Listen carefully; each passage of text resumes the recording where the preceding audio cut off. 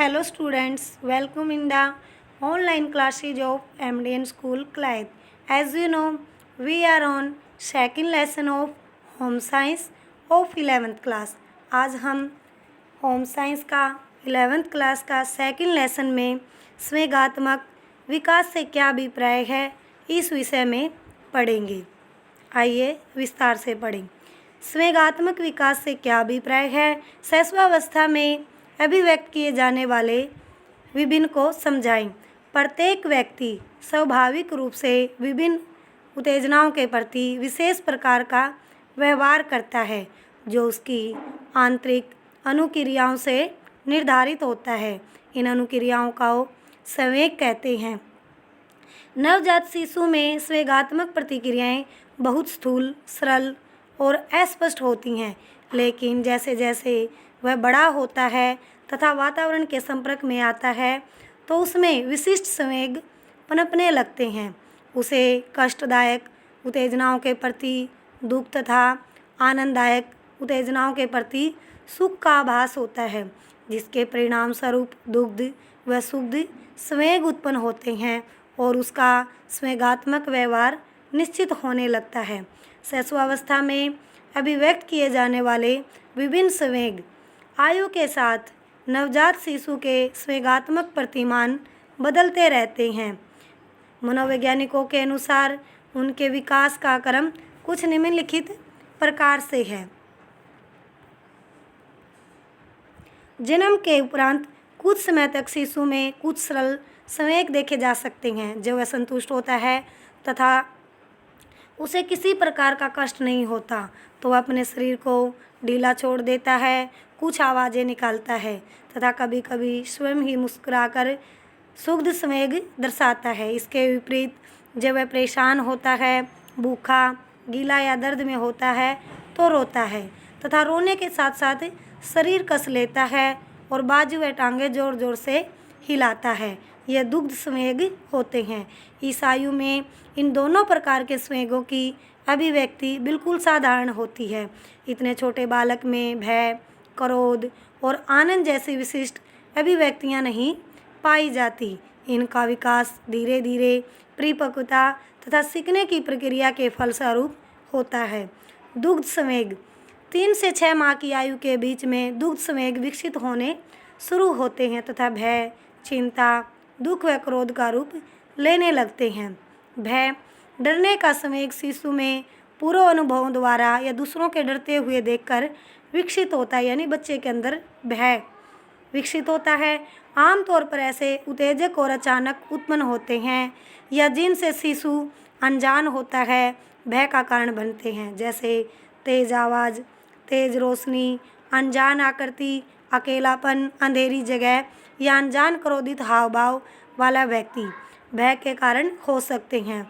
बहुत से ऐसे कारक जिनसे उत्पन्न होने वाले खतरे से शिशु अभी बेखबर होता है, वह उसमें भय उत्तेजित नहीं करते। जैसे 3-4 साल से छोटा शिशु शायद सांप से नहीं डरेगा। बिजली के सॉकेट तक अगर शिशु की पहुंच हो तो वह उसमें बिना झिझक उंगली डाल सकता है, लेकिन यदि एक बार उसे करंट लग जाए तो वह दोबारा ऐसा नहीं करेगा। यानी कि वह अपने अनुभव से सीख जाता है कि इसके अतिरिक्त यदि माँ या कोई भाई बहन किसी कीड़े, छिपकली या चूहे से डरते हैं तो उन्हें देख शिशु भी उन वस्तुओं से डरने लग जाता है। भय के संवेग में आयु के साथ साथ परिवर्तन भी देखा जाता है। 1 से 2 वर्ष के शिशु गिरने से या ऊंचे स्थानों जैसे दीवार पर बिना पकड़े खड़े कर दिए जाने पर डर जाते हैं, लेकिन इस प्रकार का भय आयु के साथ जाता रहता है।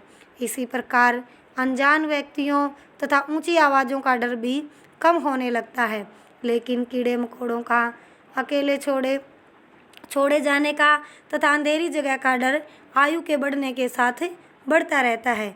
बहुत छोटे शिशु भय के उत्तेजकों के परिणाम स्वरूप कांपकर तथा थोड़े बड़े होने पर रोककर प्रतिक्रियाएं करते हैं और रोने के और भी बहुत कारण होते हैं।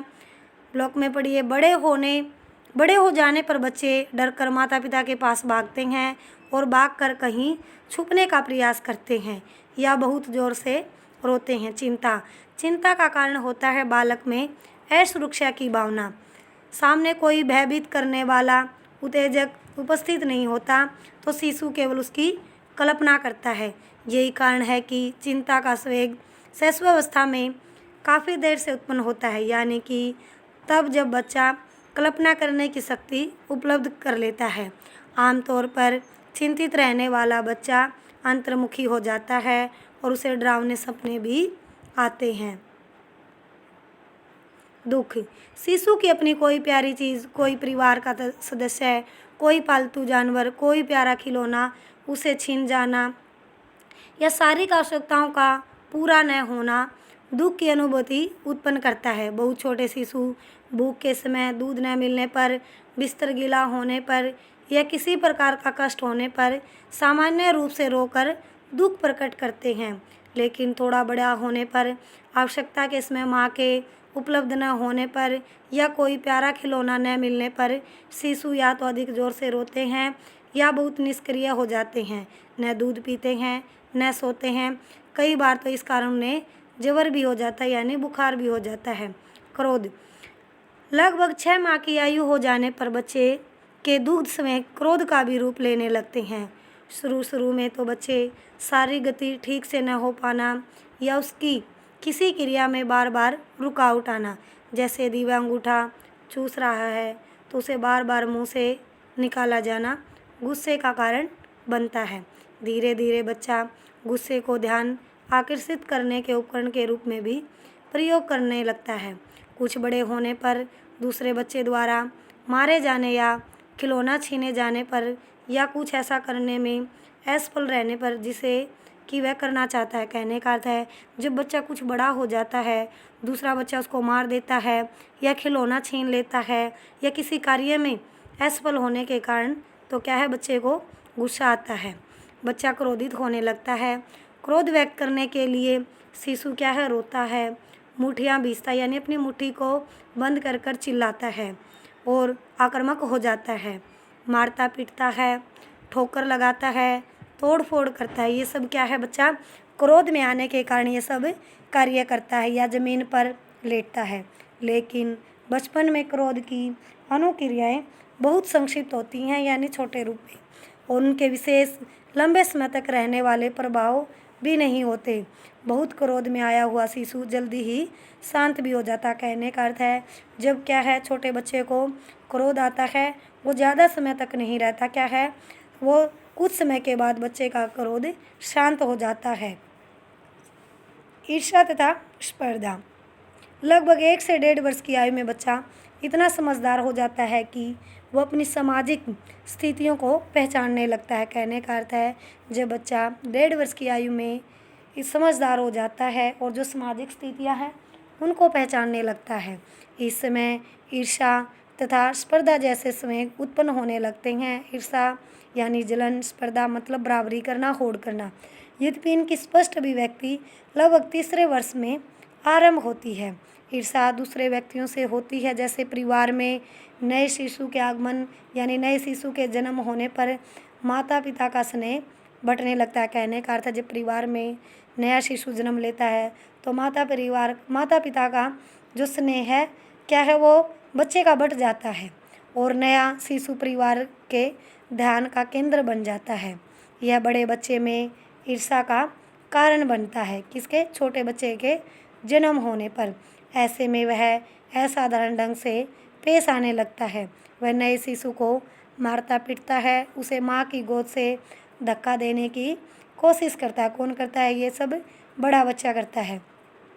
बोतल से या माँ के स्तन से दूध पीने की जिद करता है बड़ा बच्चा। यदि ऐसे समय पर बच्चे की तरफ पूरा ध्यान न दिया जाए तो वह उपेक्षा का भाव महसूस करता है तथा निराशा से में बिस्तर गीला करना या अंगूठा चूसना आदि शुरू कर देता है। अप्रिय शब्द बोलकर भी वह अपने स्वेग को दर्शाता है। शिशुओं में ईर्ष्या के इस नकारात्मक स्वेग को प्रेम पूर्वक तथा धैर्य से नियंत्रित करने की आवश्यकता होती है। कहने का अर्थ है, जब बच्चे में ईर्ष्या करने के कारण उसमें क्या है, नकारात्मक स्वेग आ जाते हैं तो क्या है, प्रेम पूर्वक धैर्य से उन पर नियंत्रण करने की आवश्यकता होती है। नए शिशु के आगमन के बारे में बड़े बालक को मानसिक रूप से तैयार करना चाहिए। माता द्वारा उसे भी गोद में बिठाया जाना चाहिए। जब माँ छोटे शिशु के साथ व्यस्त हो तो पिता को पूरा ध्यान बड़े बालक की ओर देना चाहिए तथा उसे अपने छोटे भाई या बहन के कुछ आवश्यक काम करने की अनुमति देनी चाहिए। आज हम यहीं तक पढ़ेंगे। हमारा क्वेश्चन कंप्लीट हो चुका है और जो मैंने ये क्वेश्चन आपको पढ़ाया है, इस क्वेश्चन को आप अच्छे से रीड करोगे और लर्न करोगे। Thank you students, have a nice day. घर पर रहें, सुरक्षित रहें।